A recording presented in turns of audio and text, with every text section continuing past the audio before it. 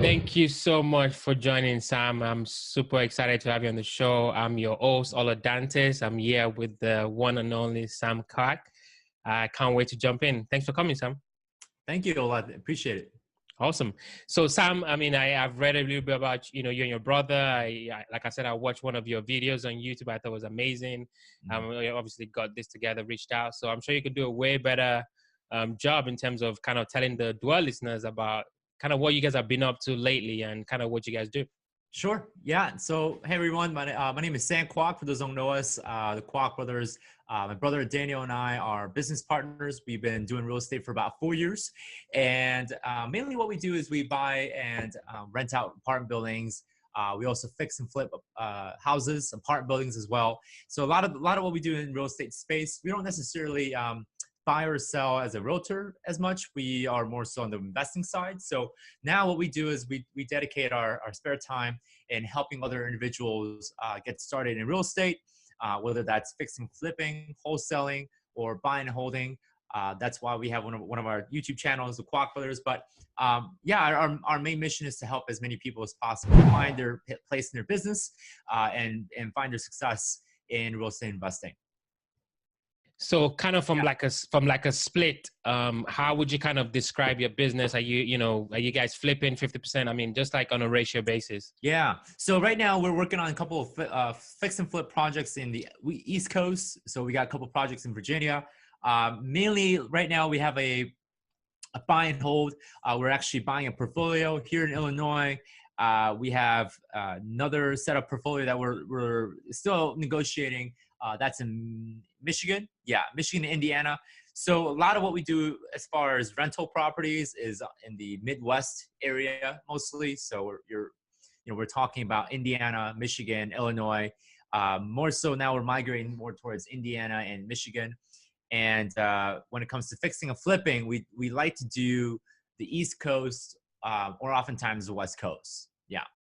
That's awesome. Thank you so much. And we're definitely going to touch on that and how you guys are kind of investing long distance. I think a lot of, entrepreneurs kind of figure out how do you have properties in a state that you're not living.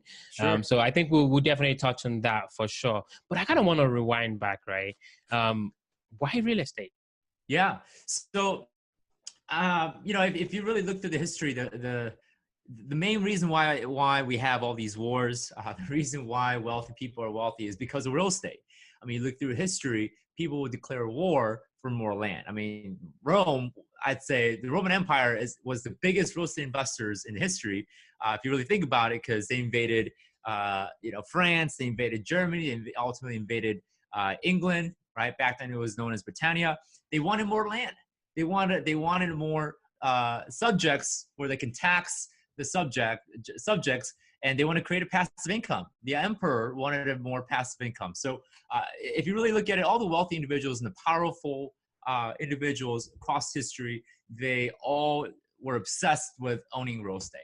And I think it's still true today. I mean, you look at, Trump, right? Trump came from a background of real estate, right? I mean, he claims that he's the best one in real estate. I'm going to beat him one day, of course. But I mean, you look at President Trump, right? The president of the United States also has real estate. So, there's other things that we can invest: stocks, cryptocurrency, mutual funds, bonds, treasury bills. Those are all great, but I think real estate, being that it's real, that it's concrete, you can touch it, you can stand on it. There's utility when it comes to real estate. There's usefulness, right? People need basic needs: shelter, food, water. Those are the basic needs for sustainability and survivability. So I like to invest in things that I know at the end of the day, even if the market crashes, even if there's an Armageddon, if we have a World War III and there's a nuclear war, people are still going to want to live in a house or a cave. I don't know, but real estate is still going to be real estate. So this is why we dedicated our past 4 years investing as much as we can, buying up pieces of the earth. I love it. I don't think I've actually heard just the way you broke that down. Yeah. Obviously, I ask this question every time, usually with my guest. Mm-hmm. But, you kind of started with history and then you brought it back up to now. I really like that. That's really fascinating insight. So you said you guys have been doing this for about 4 years now. Obviously, I'm a real estate entrepreneur myself. I know how difficult sometimes things can get and the ups and downs of entrepreneurship. What has kept you guys going, you know? Yeah, so we had to make a commitment. And I think a lot of you guys listening, if you're listening as a real estate investor or real estate entrepreneur, I think you guys have to commit to the vision where you have to put more weight into your business vision. So here's what I mean. The moment you realize that your vision is bigger than your problems, you've found your vision, which means that the moment you run into problems, you're not going to quit, right? The first instance where you're going to feel a little bit of pain, which by the way, if you're an entrepreneur, welcome to the world of pain. It's not going to be all unicorns and rainbows and you know, it's not going to be sunshine every day. You're going to have days where you're going to feel like crap, right? You're going to feel like, man, why did I choose to do this thing called real estate? There's going to be moments where you're going to feel defeated.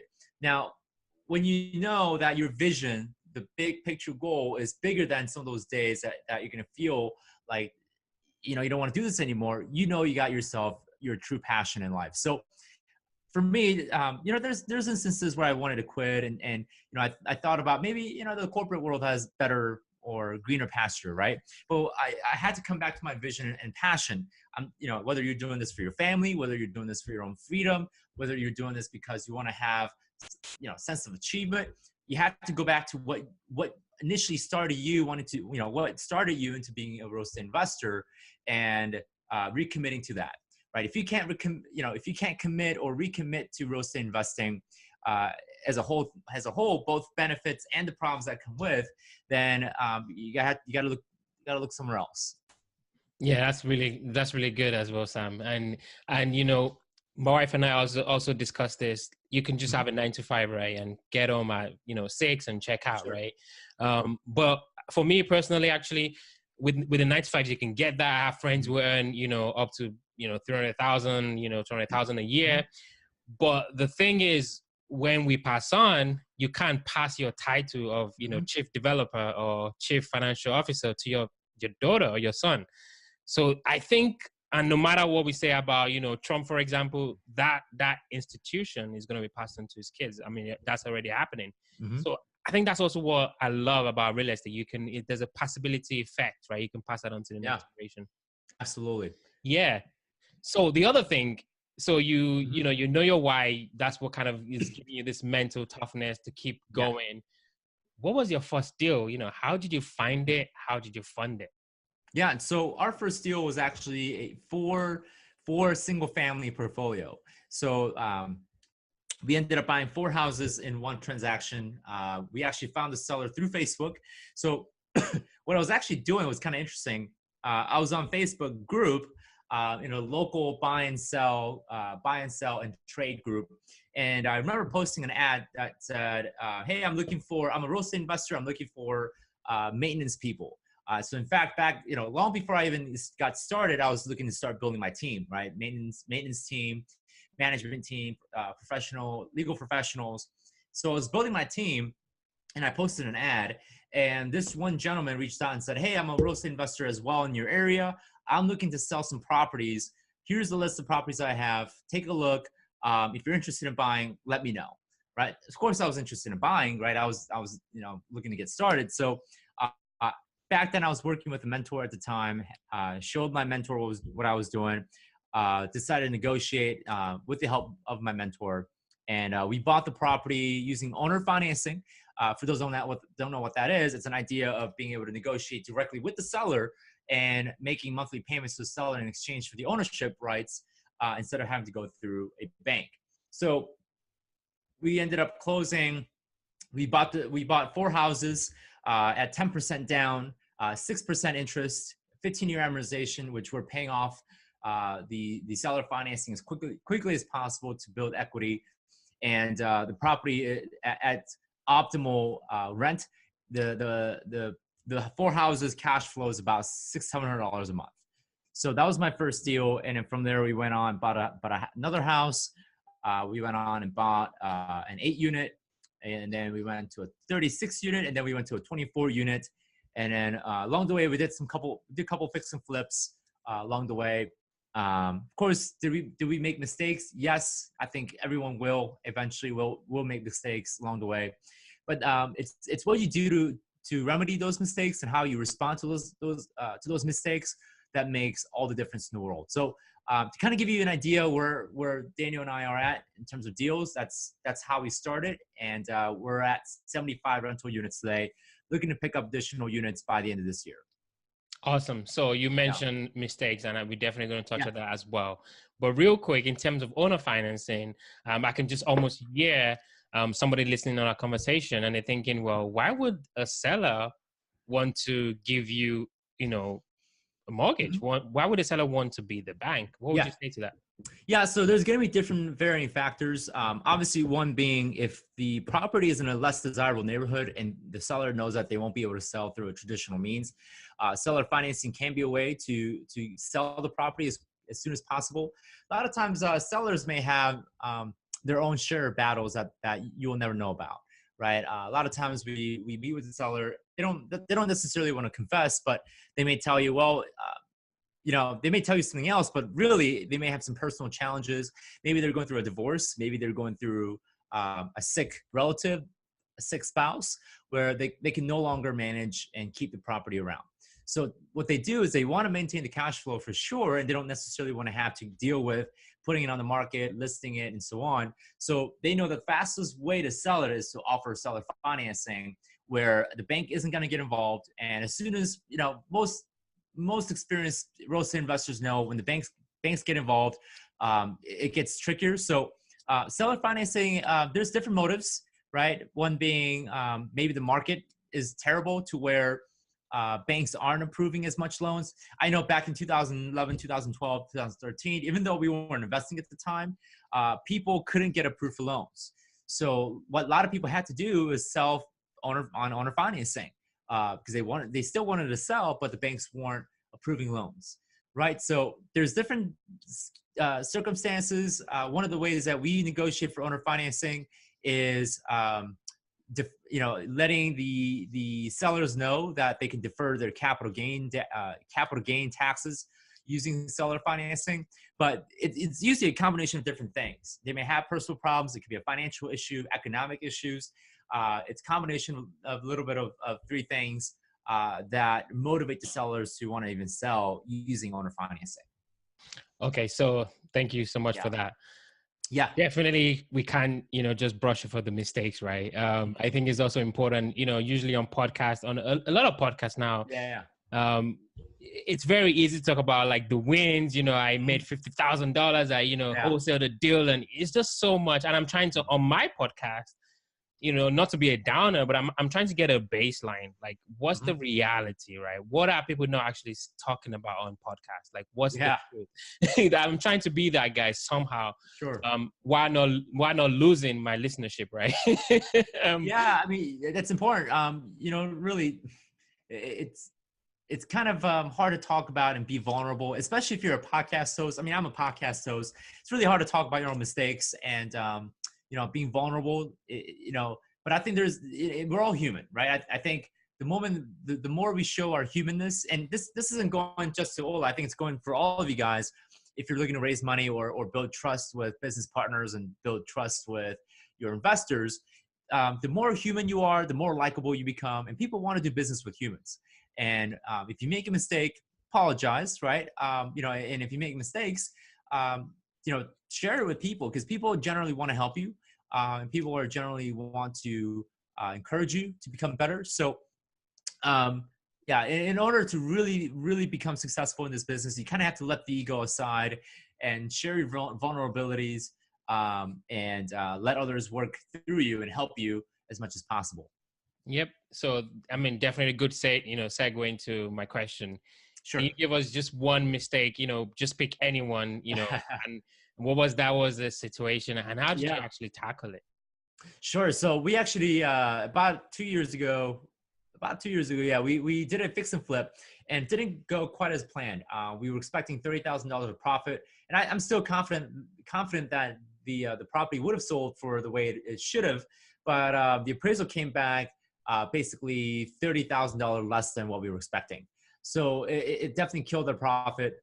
So what I actually had to do, I had a partner at the time. I actually had to give the property to the partner. And that was the right thing to do, honestly. I could have fought for it. I can say, hey, listen, I did all the work, therefore I deserve this property. Screw you, right? I could have easily walked away, but I think, also with my faith background and just my ethics and conscience, I knew the right thing was to just give the property up to the investor, to the partner. And that's honestly what I had to do. So I made a mistake of miscalculating. I apologized quickly. I made sure I reach out to my partner and say, hey, the property is yours. I made a mistake. You can do whatever you want with it. You can sell it, hold on to it, cash flow. It's entirely yours. So though I did a lot of work to it, I spent a lot of nights, and I even actually did some work physically. I had to give up the property because it was my mistake that I've caused misgrief in my partner. So that's one of the mistakes I can kind of share. And the lesson there is always do due diligence over and over and over. You can never be extra careful when it comes to numbers. So always check your numbers, dot your I's, cross your T's. Very important that you double and cross check your numbers before you get into a deal. And I think just to add to that, right? Mm-hmm. Almost even like more importantly, you actually flipped, right, a deal, Mm-hmm. right? Even though, from a quantitative perspective, you didn't actually make money, but you learned so much, right? Right. And we're kind of in the same boat too. So like, we're just going to make mistakes, like, because we're human. You're going to make mistakes. It's just really, you got a result from this and you learned from this. And that takeaway could actually help you make so much money in the future. So that's another way to look at it. I'm so glad you share that. Thank you so much for sharing that. For sure. Yeah. So you also mentioned you're investing out of state, right? There's a big hype. I don't know if you know this book, David Green, is like long distance investing, from Big Pockets. Yeah. Yep. So yeah. And like people go, how do you do it? So Sam, how do you do it? So with long distance investing, it's very important that you have the right team in place. Jim Collins talks about in his book, Good to Great. He talks about you got to put the right people in the right seat. So when it comes to investing out of state, for example, we're investing in Virginia. We have a principal partner that we're splitting our profit with, but it's well worth it because the partner has boots on the ground, meaning this partner has access to attorneys. He's got access to contractors, got access to property managers, got access to all the professional talents that are required to execute a very successful deal. So we have a principal partner that we split the profit, but it's well worth it because there's more opportunities that we can find in areas like Virginia versus here in Illinois. So having a principal partner where, of course, we got to have all the contracts, make sure there's the right operating agreement drafted by an attorney, make sure everything is on paper and everyone signed to an agreement. So having the right people, the right talented people is very important. And that's the big thing. I think even long before you want to touch a deal out of state, you want to make sure you're vetting your people that are going to serve as your boots on the ground. Super important because people can either ruin the deal or make the deal happen very profitably. So luckily for us, we found a phenomenal partner in Virginia, very bright. He's actually doing 20 flips at a time. So the guy knows what he's doing. And, we were able to connect through mutual mentors.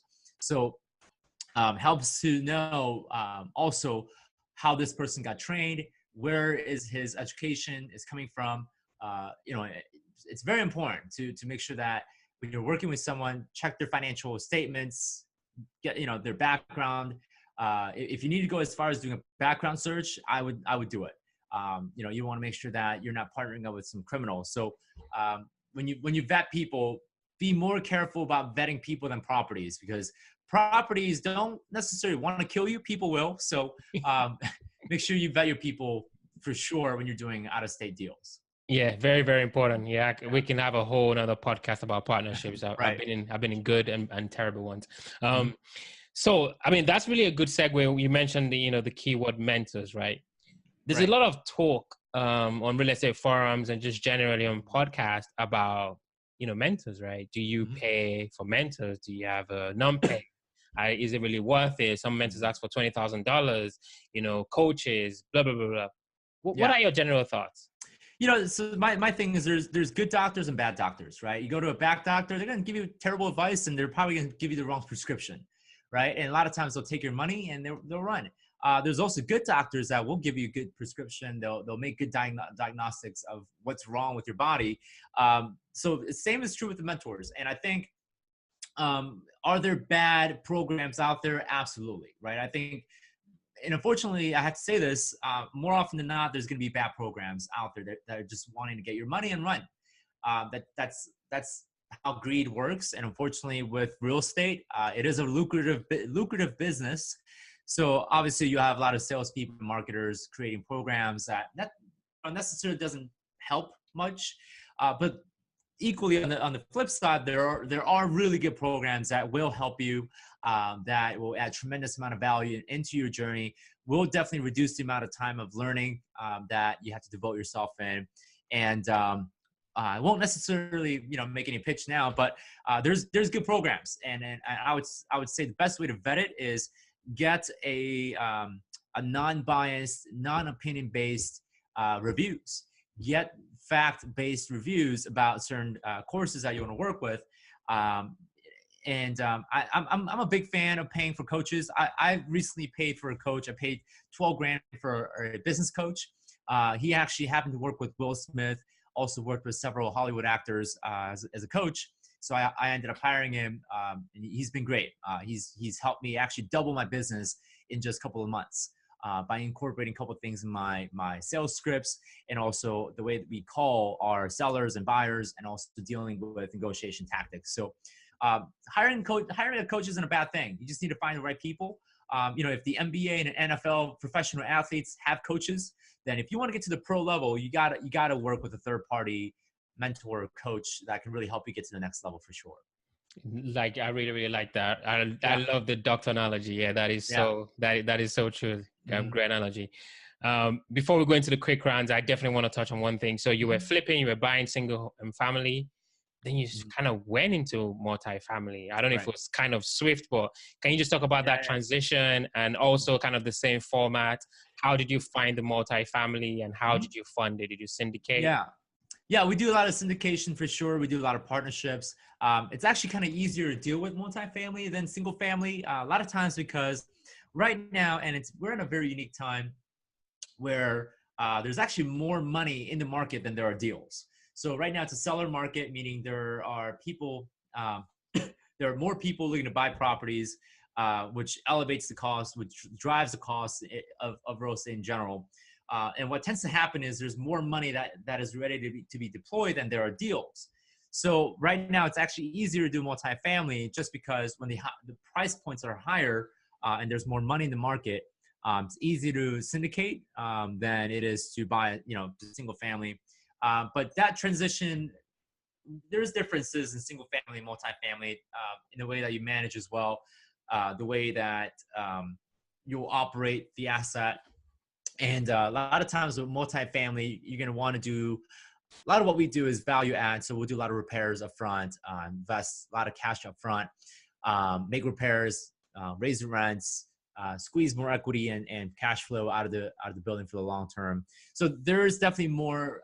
It's definitely more on the economical play.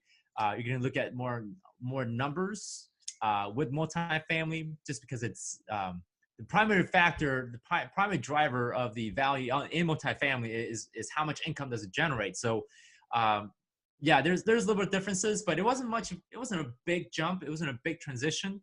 It's just a matter of having the right managers to handle the asset and understanding the different nuances.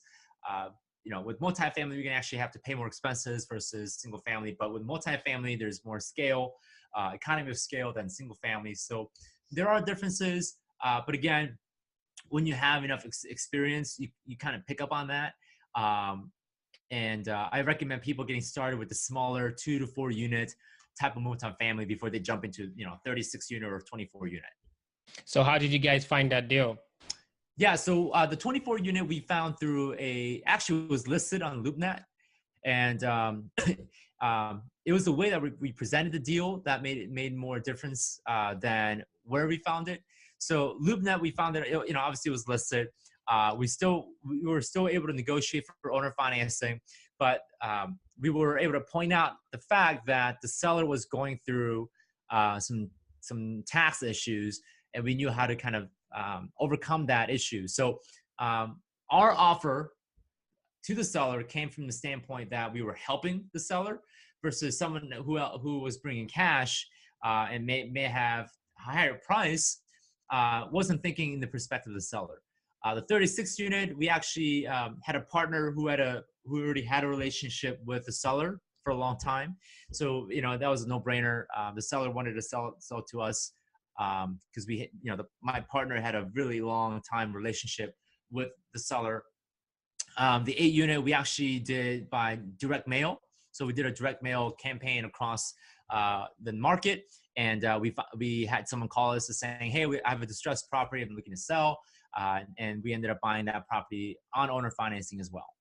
Wow, you guys are like the awesome, Yeah. like ninjas at owner financing. I love Yeah. that. I love that so much. One thing before we definitely going to the quick round, one last thing. Yeah. So with the 24 units and you did the owner financing was from Nuple, how did you structure the broker fees? Yeah, so we still did the down payment to where the seller could pay the 6% commission. So I think we did 11% down. I got to go back and check the math, but I think we did 11% down to where the seller keeps the 5% down payment, and 6% of course goes to the commission of the seller's broker.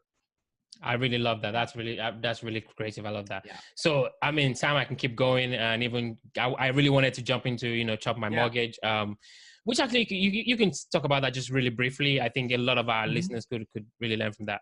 Yeah. So the ChopMyMortgage.com video is actually, we like to call velocity banking, also known as debt acceleration. And this strategy has been around for a while. In fact, it was originated in Australia. People in Australia and some of the other Commonwealth countries, actually, they already do this. United States is one of those countries, strangely enough, we don't do this. You don't use this strategy. It's not a mainstream thing.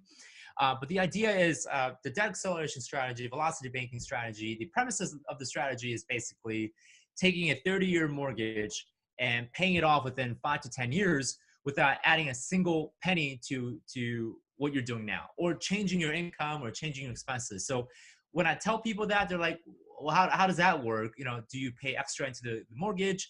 Do you write 2 separate checks? How does that work? So the idea is the mortgage, an amortized debt, which is kind of funny if you understand English. Amortize, the word mortize means to die, right? You add a means not. So if you put amortize, it means to never die, right? So it's a loan that never dies, it's just kind of funny. So if you take a 30-year amortization loan, it's a very ineffective, or I shouldn't say ineffective, it's more inefficient debt, right? Because it's front-loaded with interest, meaning you're going to pay a lot of interest up front. Chances are, if you're buying, let's say, $200,000 house on a 5% interest, 30-year mortgage, you're going to end up paying close to $200,000 of interest. Meaning, at the end of the 30-year loan cycle, at a full maturity, you're going to end up paying like $400,000 of your money to the bank, which is ridiculous, right? So instead of giving all the money to the bank and an amortized debt, the concept is we're going to switch from an inefficient loan, an inefficient debt, and switching it to a more efficient instrument of debt to be able to pay off the mortgage quicker. So if you guys want to go see that, I have the full video on YouTube. Just search how to pay off your mortgage, the Kwak brothers, and you'll see that video. We are working on new advancements. So I'm going to work on a new video pretty soon. So we're going to go and update the ChopMyMortgage.com video pretty soon. So definitely stay tuned for the new video coming up. Awesome. Yeah, that was an amazing video, Sam. I really enjoyed that. Yeah. I just love you had such an organic feel to that video, and I just love that. Like, you were in front of me.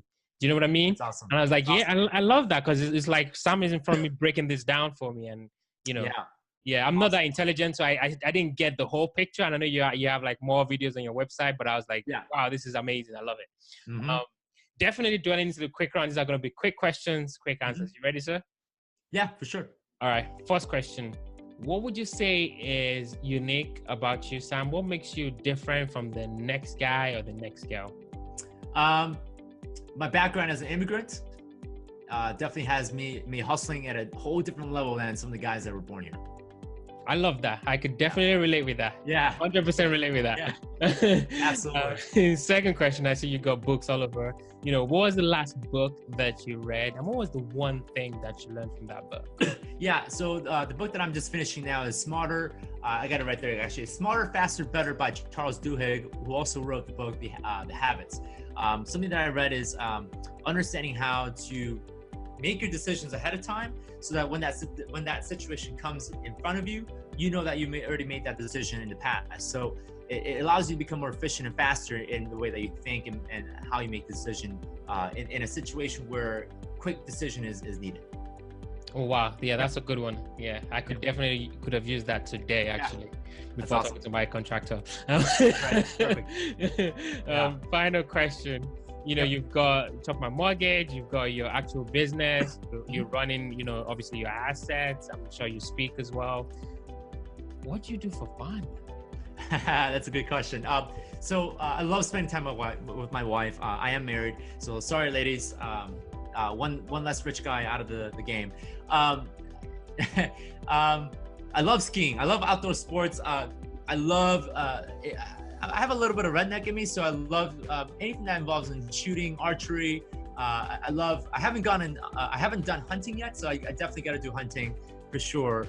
I love water sports, so scuba diving, snorkeling, swimming. I love the beach. Traveling is my thing. So next month I'll be down in LA, and next week I'll be in San Antonio. So I love traveling, seeing new places and experiencing a new part of the world. Wow. Awesome. Yeah. Awesome. Sure. So if I'm a fly on the wall or somebody listening in on our conversation and I'm like, I really like this Sam guy, I want to connect with him, where's the best place to reach you? Yeah, so YouTube is the best place to reach me for sure. That's actually where we're focusing a lot of our energy on YouTube. And if you know our YouTube channel, chances are you can get access to our Facebook. You can get access to our free ebooks that we have. So the YouTube channel is the Kwak Brothers, TheKWAK Find us. We're one of the fastest growing YouTube real estate channels. So definitely check us out. You can reach us through that method all the time. Awesome, Sam. Thank you so much. This was an amazing session. I wish we could keep going, but I really appreciate you being here. Thank you. You got it. Appreciate it.